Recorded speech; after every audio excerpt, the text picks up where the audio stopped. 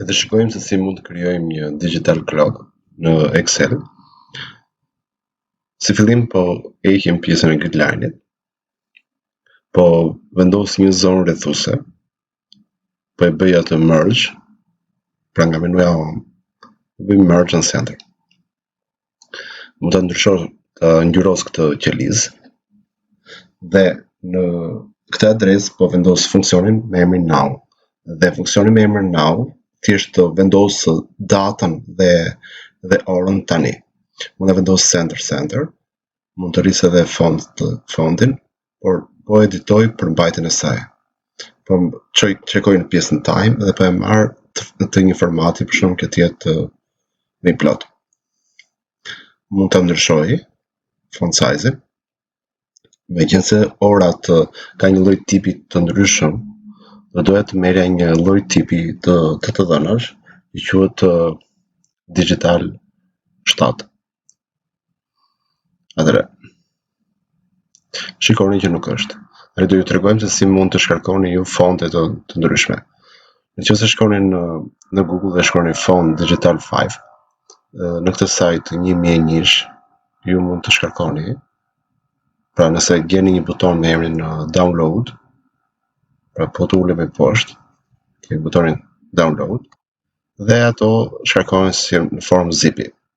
Bëj show in folder dhe ato ju dërgohen në download, bëni extract.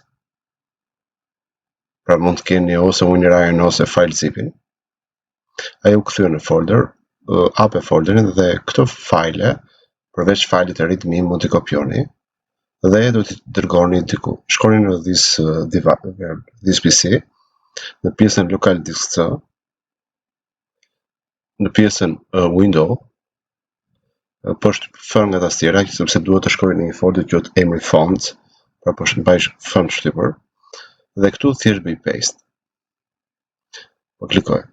Po ju nxjerr një error. Domethënë duhet që failet që ne duhet të shimar, do të shimar të gjitha failet përveç failit readme, sepse ishte thjesht një tekst.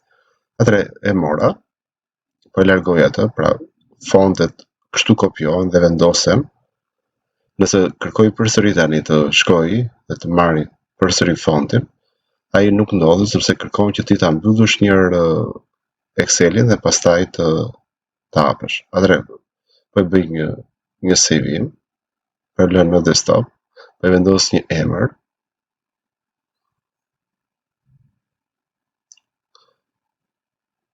Po i bëj save dhe po largohem prej saj dhe thjesht po hap atë. Pra, po hap, por i hap failin. Atëherë po e gjej ku e kam, e pastra në desktop.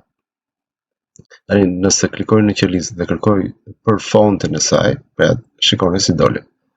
Pra, nëse do shtoni një font, bani mend që do duhet që ju ta hidhni paste në folderin përkatës dhe mbas të mbyllni Excelin nëse e keni pasur hapur. Tani le të vendosim kodin e saj.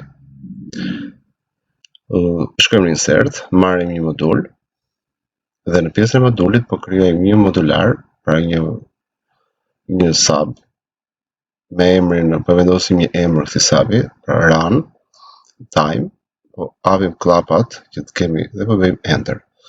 Tani le të nisim me pjesën e parë, domethënë në range-in përkatës, pra në range-in F1, pra shikoni në cilën adresa ndodhen të dhënat tona. Shikoni pak adresën këtu e range-it, pra ne ndodhemi në qelizën F1, F-n mund ta bëni ose më të madhe ose më të vogël, pick value. Kjo është e barabartë me now, pra që është ai funksioni i gatshëm që është tani. Për ta bërë këtë gjë do duhet që ne të vazhdojmë. Për shembull, po vendosim application, pick on time, now, është e barabartë, pra plus time value, hapim klapa. Brenda thonjzave tani vendosim 00 që është për orën, 00 është për minutat dhe 2.01 është për timing, për sekondat. Këtu tani çfarë bëjmë? Domethënë për çdo kohë ajo do duhet të rrasë vetveten. atëherë të thrasë funksionin time runtime. Në momentin që ai të rrjeti funksionin runtime dhe ajo për çdo sekond, atëherë po i bëj save dhe po bëj yes. Do duhet që dhe po i bëj run, pra, dhe po bëj run. Që ajo të funksionojë duhet që të paktën një herë ajo të bëhet run. Shikoni se si po punon. Por nuk do duhet ta lëmë kaq, do duhet që ju të shkojnë në menu file. Pra, po shkojmë në menu file dhe zgjedhim save as dhe filet që ju vendosni një kod Visual Basic do duhet që ndryshoni tipin e saj, pra tipin dhe vendosni enable macro, pra do ta lini të tillë, pra macro enable. Po bëj save, po e largoj këtë file, pra po heq tek X dhe po i bëj save. Shikoni në desktop tani kemi dy formate. Kemi një format që është me X e të dy, por njëri ka me një pikë çuditëse. Ai që është me pikë çuditëse do thotë që atë pjesën e kodit e ka enable, pra e ka aktive.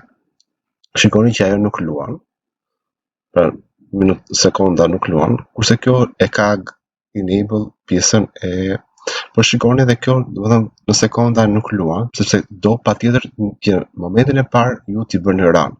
Atëherë për të aktivizuar të paktën një herë, ne shkojmë në developer, shkojmë te pjesa macros dhe thjesht i bëjmë të paktën një run. Dhe shikoni që funksionon. Por detyra juaj është, pra sfida është që ju do duhet që të gjeni zgjedhjen që kur të hapim Excelin, ajo të hapet, pra sekondat të vinë vetë automatikisht. Pra të paktën një herë ajo të nisi. Pra jo ta nisim ne me makro.